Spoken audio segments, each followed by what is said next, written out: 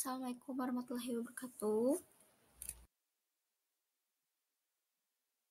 Pertama-tama saya mau mengucapkan terima kasih banyak kepada teman-teman semua yang pada siang hari ini telah meluangkan waktunya untuk hadir pada webinar kedua saya yang berjudul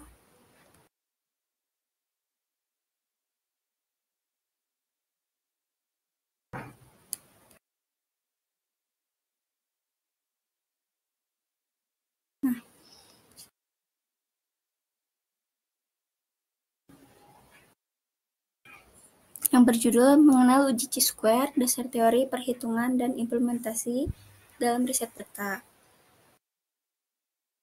Sebelumnya, perkenalkan, nama saya Arvita Rinkaldi Petasari. Saya merupakan mahasiswa Universitas Komputer Indonesia angkatan 2021, program studi Sistem Informasi, dan saya juga sekarang terdaftar sebagai mahasiswa MSB 6 di BISA AI Academy bidang studi Data Science. Dalam webinar hari ini ada dua pembahasan, yaitu dapat memahami dasar teori uji Chi-square dan dapat mempelajari cara melakukan perhitungan uji Chi-square dan cara mengimplementasi uji Chi-square dalam riset data. Nah, agenda pembahasannya ada dua. Yang pertama ada dasar teori uji Chi-square dan yang kedua ada perhitungan uji Chi-square. Yang pertama, dasar teori uji Chi-square. Apa sih uji Chi-square itu? Nah, uji Chi-square atau chi-kuadrat adalah salah satu jenis uji komparatif non-parametis yang dilakukan pada dua variabel di mana skala data kedua variabel adalah nominal.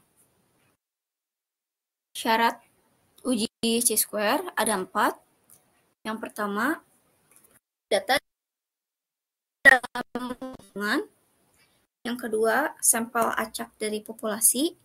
Yang ketiga, kategori bersifat independen.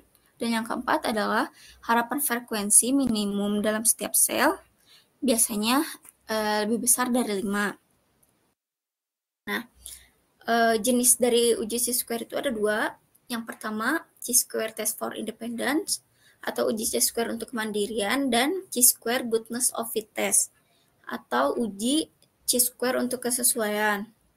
Nah, Chi-square test for independency itu biasanya digunakan untuk mengetahui apakah distribusi kategori satu variabel berbeda berdasarkan kategori variabel lain. Sedangkan kalau misalnya Chi-square goodness of fit test biasanya digunakan untuk melihat apakah data yang diamati mengikuti distribusi tertentu atau enggak. Nah, selanjutnya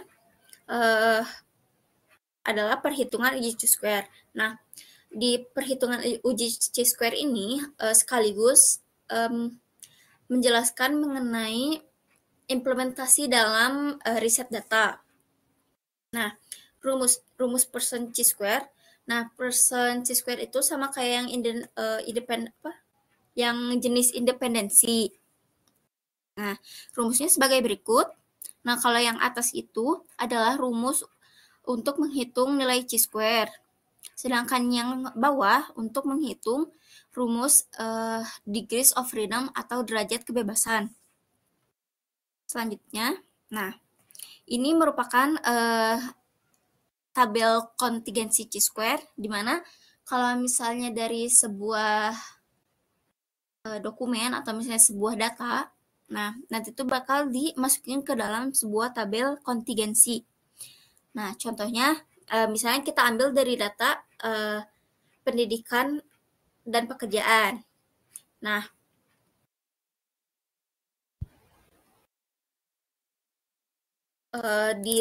di variabel pendidikan terdapat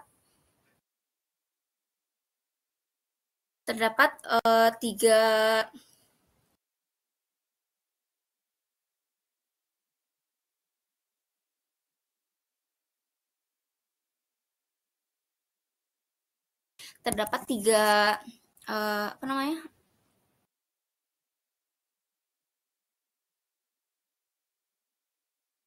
terdapat 3 jenis dan yang di pekerjaan terdapat 2 jenis pekerjaan.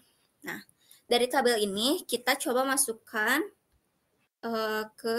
ini tuh namanya tabel tabulasi. Nah, kita masukkan ke dalam dari tabel tabulasi tadi kita masukkan ke dalam tabel kontingensi. Jadi sebagai berikut. Nah, kan ini tuh ada pekerjaan dan ada pendidikan ya, ada pekerjaan dan pendidikan. Nah, yang pekerjaan itu kan ada 2 di variabel pekerjaan itu kan ada 2 jenis pekerjaannya, sedangkan di yang variabel pendidikan ada 3 jenis. Nah, terus kalau misalnya yang 11, 9, 8, 16, 7, 9 itu tuh apa sih? Nah, itu tuh jumlah dari yang ini nih. Nah, ini tuh kan yang angka 1 tuh ada berapa yang di pendidikannya, terus yang memiliki pekerjaan di jenis 1 juga ada berapa. Nah, ini ada 11. Jadi yang memiliki pendidikan jenis 1 dan pekerjaan jenis 1 ada 11 orang. Memiliki jenis pendidikan 1 dan pekerjaan jenis 2 ada 9 orang dan seterusnya. Pendidikan jenis 2, pekerjaannya jenis 2 kayak gitu. Nah, kalau totalnya itu total per baris dan per kolom. Sedangkan kalau yang angka 60 ini adalah total keseluruhan, di mana jumlahnya itu sama antara si jumlah total dari baris sama jumlah total dari kolom. Nah, selanjutnya kita buat tabelnya per sel. Nah, jadi yang ini kan tadi pendidikan jenis 1 dengan pekerjaan jenis 1 ada 11, simpan di sel A. Terus pendidikan jenis 1, pekerjaan jenis 2 masukin di sel B dan seterusnya sesuai dengan yang ini ya, yang tabel kontingensi yang ini, yang bawah ini. Nah,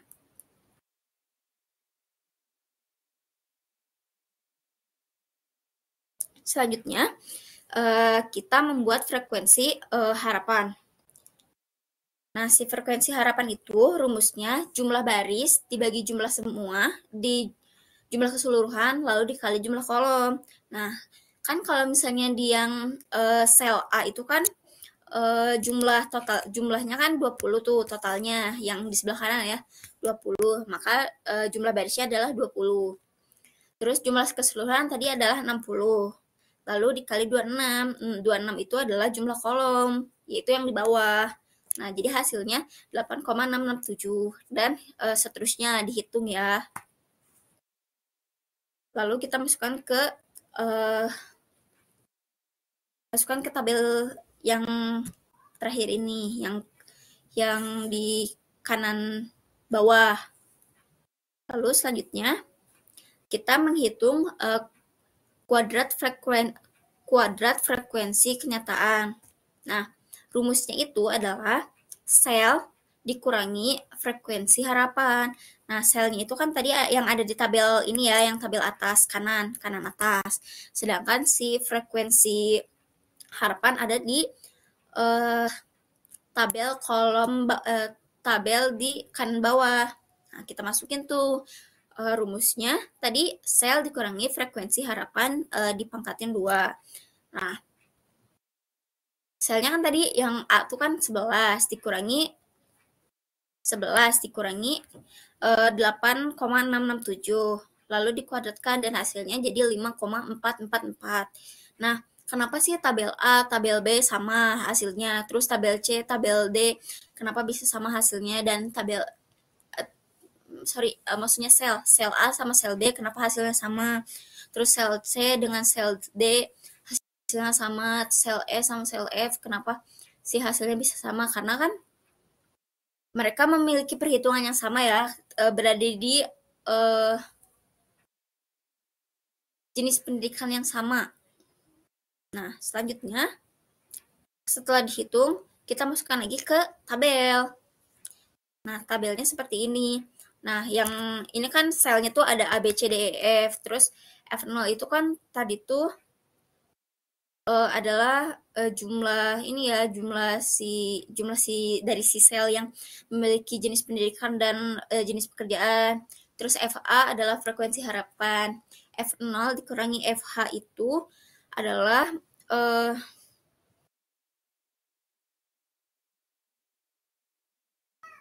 frekuensi kenyataan. Sedangkan yang F0 dikurangi FH pangkat 2 itu adalah kuadrat frekuensi kenyataan. Selanjutnya, kita menghitung nilai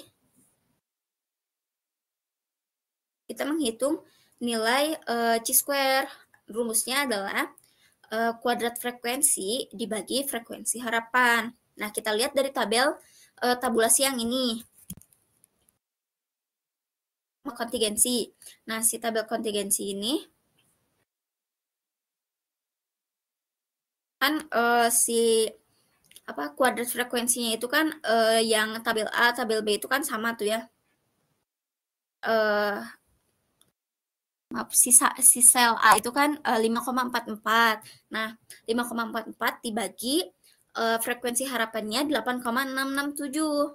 Berarti hasil dari hitungan si chi-square tabel sel A itu adalah 0,628 dan seterusnya. Tabel B juga sama, 5,444 dibagi 11,333, lalu sel C 5,76 dibagi 10,4 dan seterusnya. Maka hasil yang didapatkan adalah sebagai berikut. Nah, jadi total chi-square si chi-square dari yang sudah dihitung sebelumnya adalah 2,087. Nah, terus kan tadi ada ini nih di rumus ya. Di rumus tuh ada nih yang the degrees of freedom are. Nah, itu tuh adalah rumus buat mencari degrees of freedom ya, atau derajat kebebasan. Nah, rumusnya kan R dikurangi 1, C dikurangi 1. Nah, R-nya itu kan tadi row-nya itu ada 2. Row. Bukan ini. Ini yang ini ya, yang tabel ini yang pekerjaan pendidikan. Tabelnya kan si row-nya tuh atau misalnya si baris. Oh, si kolomnya itu kan ada 2. Nah, R dikurangi 1 berarti 2 dikurangi 1, 1. Lalu si kolomnya kan ada 1, 2, 1, 2, 3. Kolom atau baris ya, kolom tuh ada 3. Nah, jadi 3 dikurangi 1, 2. Berarti 1 dikali 2, hasilnya 2. Jadi, si degrees of freedom-nya itu ada, hasilnya adalah 2. Nah, sekarang kita coba.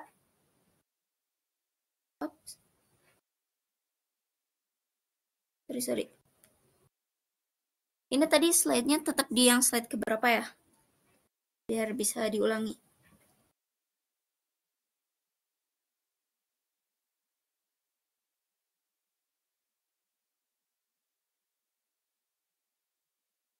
Tabel masih yang di ini kah?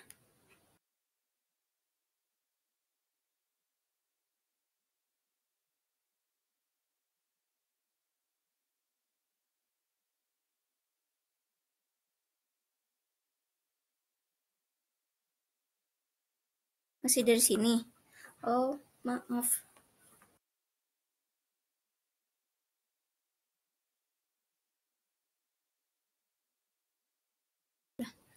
Aku ulangi lagi ya.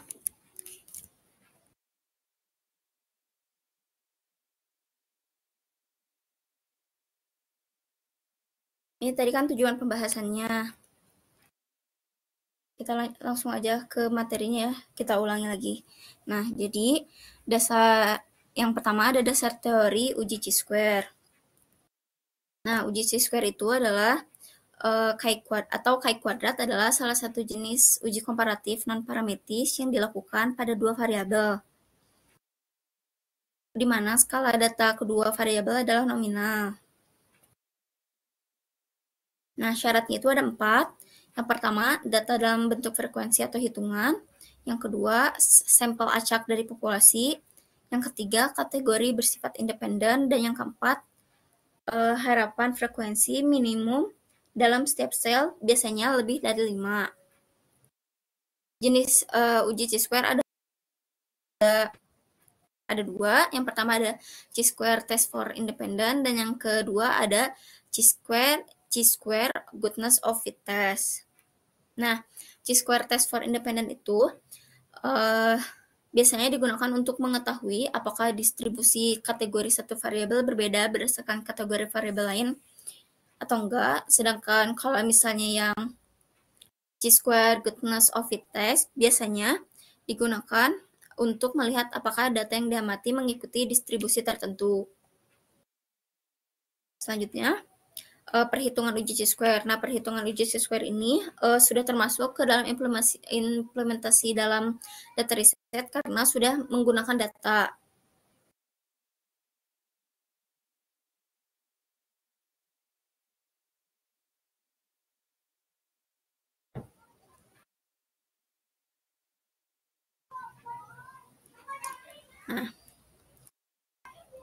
Nah, ini ada rumusnya. Nah, yang atas ini rumus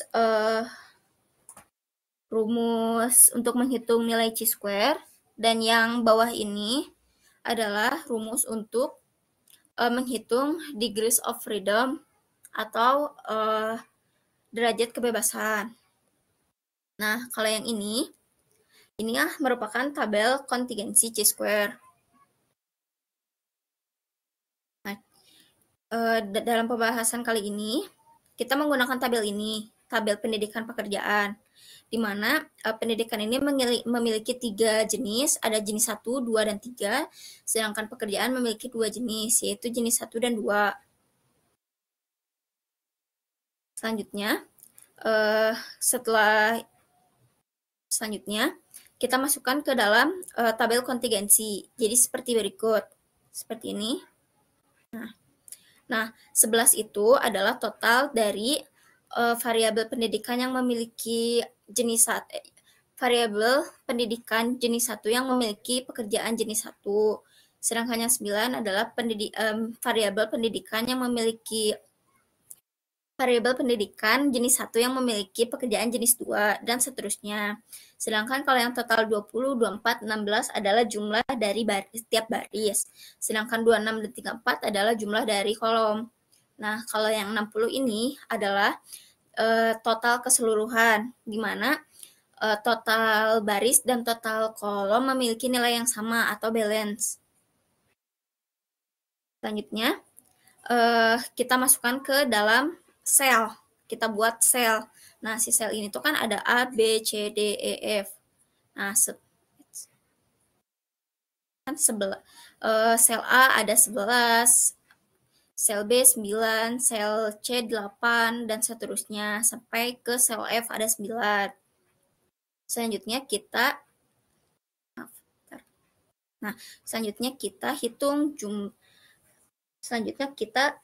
menghitung frekuensi harapan. Rumusnya yaitu jumlah baris dibagi jumlah semua atau jumlah keseluruhan, lalu dikalikan jumlah kolom. Nah, untuk frekuensi harapan sel A, itu kan jumlah barisnya adalah 20. Jadi 20 dibagi jumlah keseluruhan kan 60.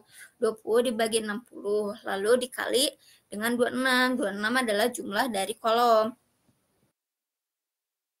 Hasilnya 8,667. Lalu sel B adalah 9 kan? Ya sel B itu kan 9. Jumlahnya berarti kan masuknya ke yang 20. Jadi 20 dibagi 60, karena 60 adalah jumlah keseluruhan, lalu dikali 34, yaitu jumlah kolom. Maka hasilnya adalah 11,333, dan seterusnya. Setelah mendapatkan hasilnya, maka kita masukkan lagi ke tabel ke sel ini ya. Selanjutnya, Setelah kita mendapatkan frekuensi harapan, kita hitung kuadrat frekuensi kenyataan. Nah, rumusnya itu adalah sel dikurangi frekuensi harapan lalu dipangkatkan 2. Nah, tadi kan tadi kan sel A itu kan jumlahnya itu kan 11. Sedangkan si frekuensi harapannya adalah 8,667. Nah, setelah dikurangi, maka hasilnya dipangkatkan 2. Hasilnya adalah 5,44. Nah, kenapa sel A sama sel B bisa sama sih hasilnya? Karena sel A dan sel B itu berada di baris yang sama. Begitu juga sel C dan D, lalu E dan F. Nah, maka hasilnya akan seperti berikut. Nah, kenapa sih di sini ada FO dikurangi FH? Nah, FO dikurangi FH itu adalah frekuensi kenyataan, di mana frekuensi itu belum dikuadratkan. Nah, selanjutnya baru kita menghitung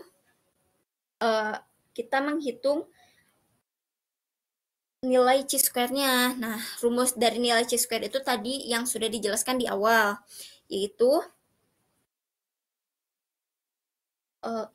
rumusnya itu adalah kuadrat frekuensi dibagi frekuensi harapan. Nah, kuadrat frekuensi itu kan ini ya, tadi udah dihitung 5,44, 5,44, dan seterusnya. Nah, sedangkan frekuensi harapan itu yang dijelaskan di sini. Nah, yang dijelaskan di sini. Jadi, tinggal dimasukin aja si kuadrat frekuensi, hasil kuadrat frekuensi dengan si frekuensi harapan. Jadi 5,444 dibagi 8,667 adalah 0,628. Lalu yang sel B 5,444 dibagi 11,33 dan seterusnya. Maka hasil dari nilai C-square itu adalah 2,087. Nah, 2,087 itu adalah jumlah keseluruhan dari hasil yang sudah kita hitung ini. Nah,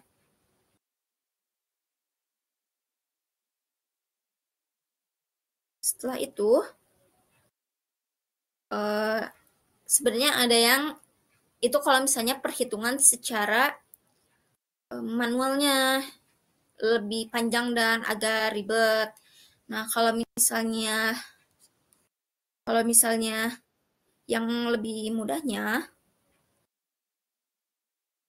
kita bisa menggunakan ini. Sebentar. Nah, kita bisa pakai rumus ini. Kita nge-import dulu library yang mau kita gunakan. Terus kita juga import library yang kita mau pakai. Lalu kita membuat dulu tabel kontingensinya. Nah, tabel kontingensinya kan tadi udah ada ya yang di PowerPoint, yaitu 11, 9, di baris 1 kan ada 11 dan 9, di baris kedua 8 sama 16, dan di baris ketiga ada 7 dan 9. Nah, lalu kita melakukan uji chi-square-nya, yaitu kita mencari tahu chi-square-nya, p-value-nya, terus degrees of freedom, sama ekspektasi frekuensinya. Nah, ketika di run,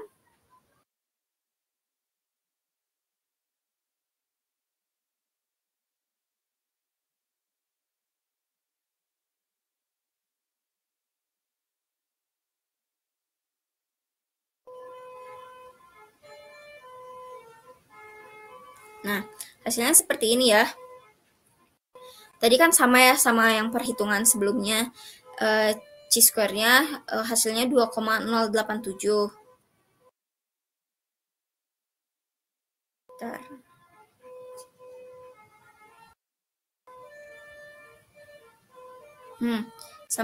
Sama kan hasilnya 2,087. Sama kan ya?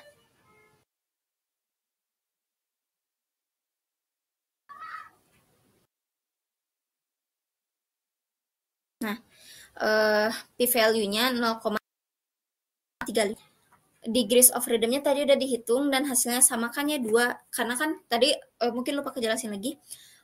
Rumus si degrees of freedom itu kan row dikurangi 1 dikali kolom dikurangi 1.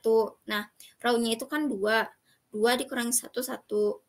Terus kolomnya ada 3. 3 dikurangi 1, 2. Jadi 2 kali 1 adalah 2, sama. Nah, ini adalah ekspektasi frekuensi. Tadi sama kan sama yang hitungan, hasilnya 8,667, 11,333, terus 10,4, 13,6, 6,93, sama 9,067. Hasilnya sama kan? Nah, ini tuh lebih sederhananya ketimbang dengan kita menghitung manual. Itu. Nah, terus kan ada dalam uji C-square itu kan ada taraf signifikannya. Nah, dengan si degrees of freedom-nya kan degrees of freedom itu kan hasilnya 2.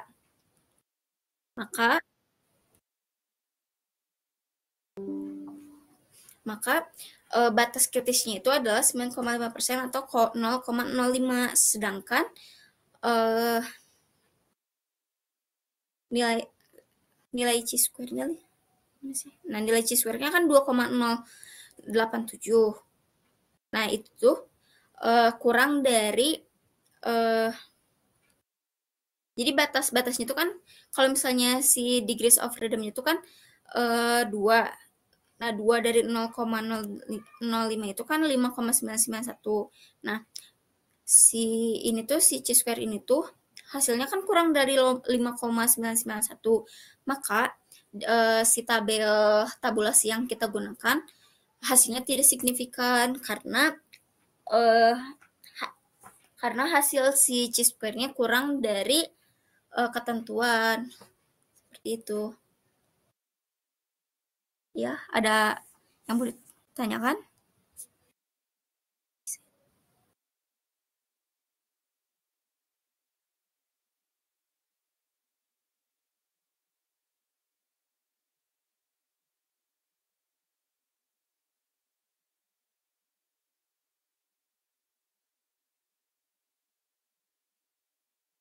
Oh, boleh.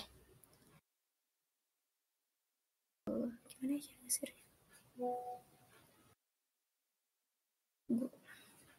Boleh. Tunggu ya.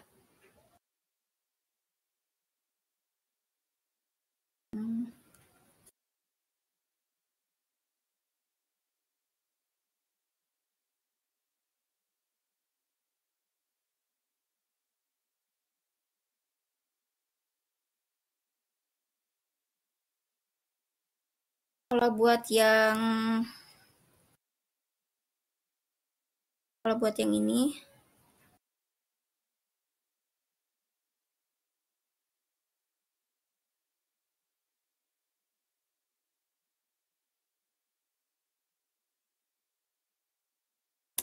buat short yang di ini ya, yang di collapse udah dikirim di public chat. Kalau misalnya materinya di share, share gimana?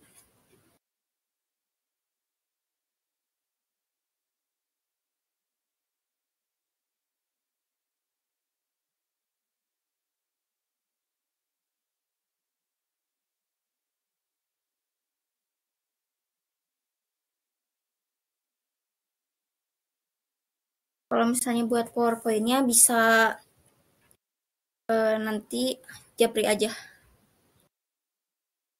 nomor ini ya. Nomor ini. Sebentar. Wait.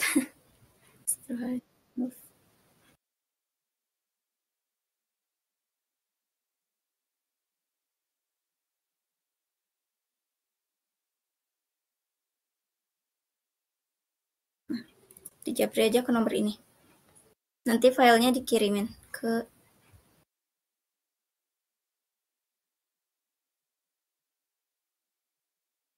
WA.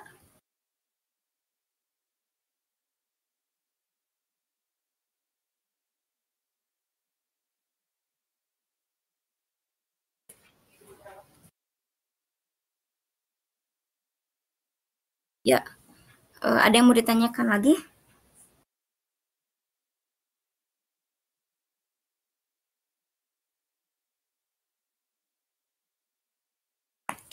Kalau tidak ada, mungkin dari saya cukup sekian. Mohon maaf bila ada kesalahan atau misalnya tadi ternyata slide-nya nggak jalan ya. Saya mohon maaf. Terima kasih yang sudah mau hadir. Sekian, wassalamualaikum warahmatullahi wabarakatuh.